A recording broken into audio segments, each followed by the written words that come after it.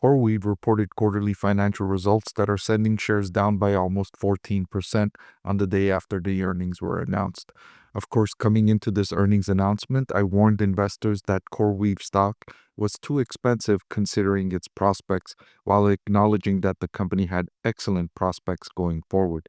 In this video, I'll review the company's latest quarterly financial results and update you on my financial valuation calculation for CoreWeave, and then update my rating whether I think it's buy, hold, or sell now on this lower price following these financial results. I want to thank the Motley Fool for sponsoring this video. Visit fool.com/parkev for the 10 best stocks to buy now. So CoreWeave's management team said that they almost doubled their revenue backlog to more than $55 billion. Their performance reflects disciplined execution across every part of our business, from scaling infrastructure, expanding capacity, deepening customer relationships, and advancing their software and services. And the company is growing so quickly. Revenue in the most recently completed quarter more than doubled from $584 million in the 3 months that ended September 30th in 2024 to over $1.36 billion in the 3 months that ended September 30th in 2025. Still, the company's operating income actually decreased by more than half, from $117 million to $52 million, given how much money they're spending to build out the infrastructure to support the insatiable demand for artificial intelligence. The company is also borrowing significant sums of money, and the interest expenses are adding up, almost tripling from the same quarter last year, up to $310 million, up from $104 million in the same time last year. Some of the bigger highlights from the recently completed quarter: CoreWeave said they entered into an agreement that could reach up to $14.2 million on a multi-year deal with Meta Platforms to power next-generation workloads, with an option to meaningfully expand this relationship. And if you remember, I covered Meta Platforms' most recently completed quarter, and the management team said that they will be spending roughly $10 billion more this year than they previously anticipated on capital expenditures for artificial intelligence. And they also indicated that they will be spending even more money next year, more than they initially expected. They also announced that they will be partnering with companies like CoreWeave to purchase computing power rather than building it all themselves, in order to diversify their sources of computing power.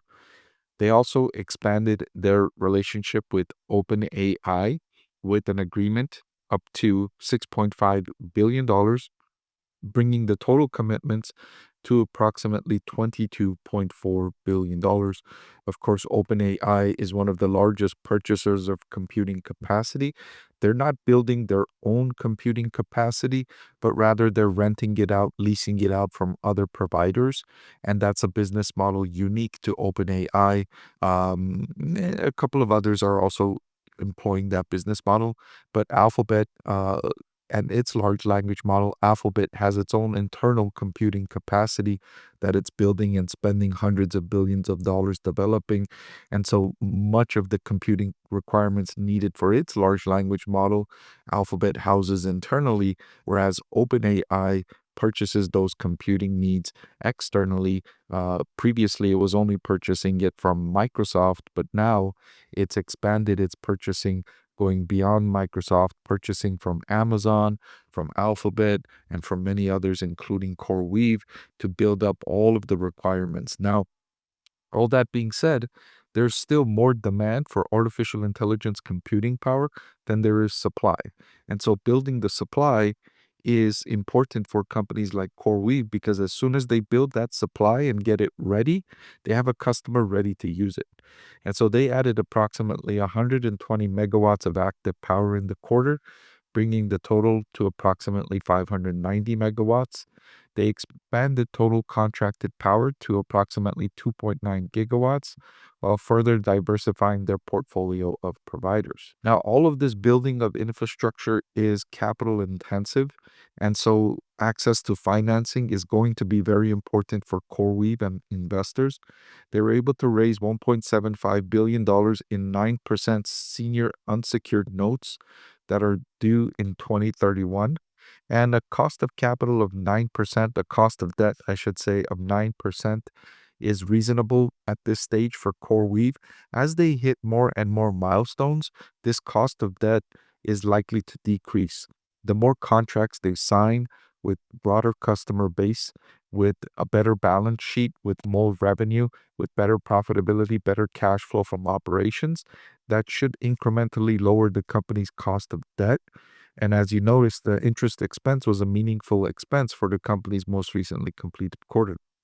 They also closed a debt facility for $2.6 billion in a delayed draw term loan at a benchmark rate plus 4%, which drives even more progress in reducing their cost of capital. So other noteworthy updates, they agreed to a $6.3 billion collaboration with NVIDIA to scale GPU infrastructure and accelerate AI innovation.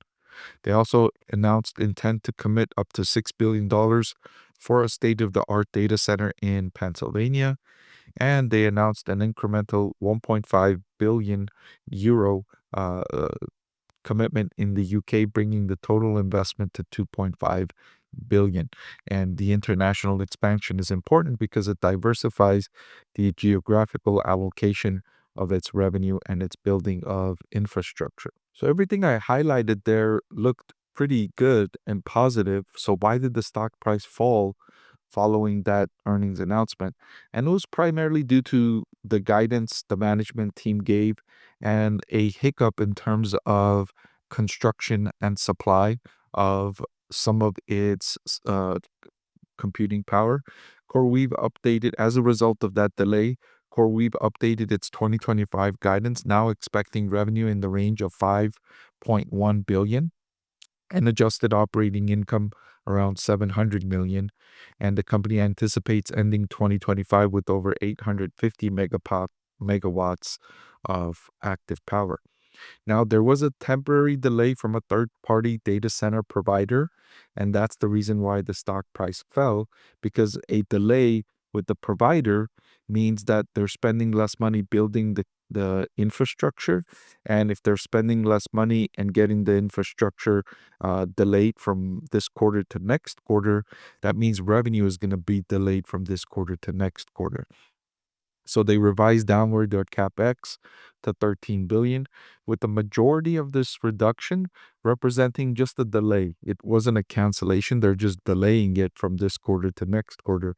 But despite these short-term timing impacts, CoreWeave still projects that 2026 capex to be more than double that of 2025. So this year, they're planning to spend $13 billion building this data center infrastructure. Next year, they're planning to spend at least $26 billion to fill the insatiable demand for artificial intelligence computing. And they have customers ready for purchasing this expanded supply as soon as they can get it up and ready. That's why the delay in spending, the delay from a supply provider, was such bad news for the company, because that could have been revenue they could have started earning almost immediately when that data center came online. So following the stock price fall, the stock CoreWeave on a forward price to operating cash flow basis is trading at a price to OCF of 9.24, which I think is relatively cheap given this company's growth prospects, but also understandable given the risk profile of this company and the large capital expenditures required to generate that revenue. I just shared with you, they said they're going to more than double their capex next year. And the following year, if demand remains as it is now, I wouldn't be surprised if they increase their capital expenditures by a similar amount in the year following. Furthermore, when I look at valuation based on my intrinsic value calculation, CoreWeave is trading at a market price of $89.90 after falling 15% today. And the intrinsic value per share I calculated is $108. So even after applying a margin of safety, CoreWeave stock looks cheap on both the forward price to OCF ratio and the intrinsic value basis. Now, this wasn't the case the last time I evaluated the company on October 22nd, where I told investors and informed investors that the valuation was too expensive for me to rate this business as a buy. But If you were interested in buying this stock and you were waiting for a dip, waiting for an opportunity, I think this is that opportunity. I think the price decline following this earnings release and the subsequent increase in the backlog and revenue and expectations for growth in the next coming years, I think makes this an interesting investment. Now, I would only recommend this for those investors that have a high risk tolerance. This is a high risk, high reward type investment. This is the type of investment that could increasingly significantly add to your wealth in a short amount of time. But it's also one of those investments that can crash by 30, 40, 60%, and nobody would be surprised. So make sure your ability to tolerate risk is above average, well above average, in order to jump into this investment.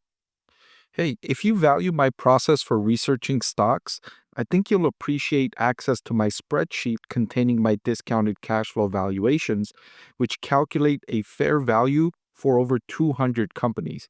It answers the question, what's a good price to pay for a certain stock? You can get access by joining our channel at the investor tier or above. See the link in the description or click the join button below to learn more.